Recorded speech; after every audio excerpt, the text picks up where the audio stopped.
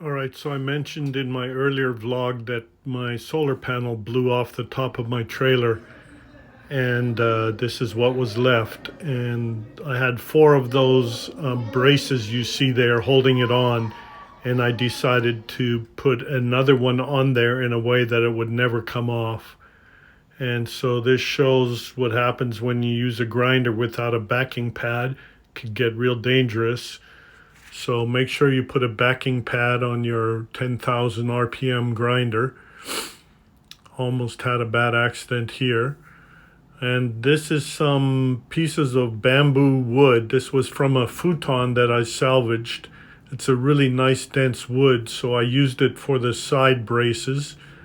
And you can see here that I took some aluminum angle iron, and that was bolted to these side braces. I had to cut these off because I couldn't even pull them off. The caulking that I used was still stuck so solid. You can see how I like to use the bed of my trailer, my truck trailer, as a work table. And here you can see the channel, the angle iron, the aluminum channel. Now, when you are screwing things, make sure that you adjust your drill so you don't strip out the heads of your screws. And so you always want to dial it in, especially when using stainless. Stainless is soft. And so I'm using stainless screws here and part of this construction, this reattachment of this 310 watt solar panel. Actually, this was another one that I had aside. My previous solar panel is somewhere in a field in Oregon.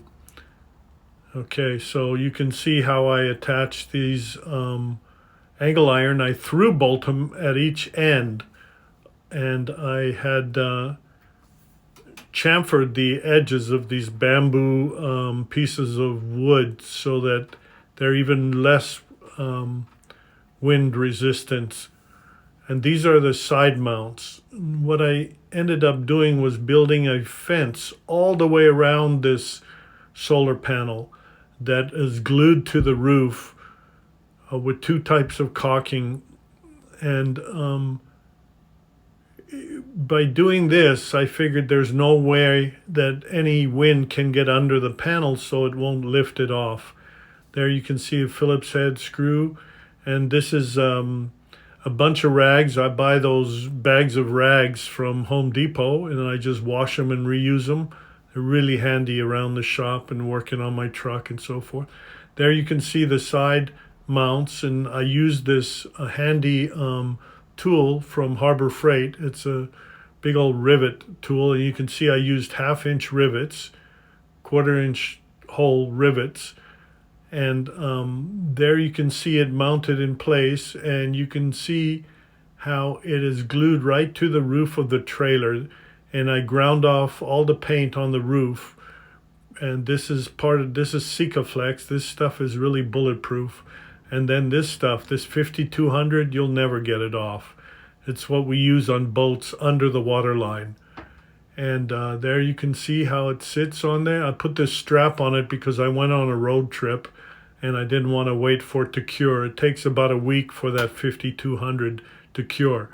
And you can see how I have the fence all the way around, and it's all riveted just all along the edge there. And those are 1-foot pieces in the front because of the curvature, so that it fits the curvature of the roof there.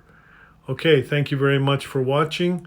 And this is my video on replacing the solar panel that I lost. I have 4 of these babies that I bought for $500 a few years ago.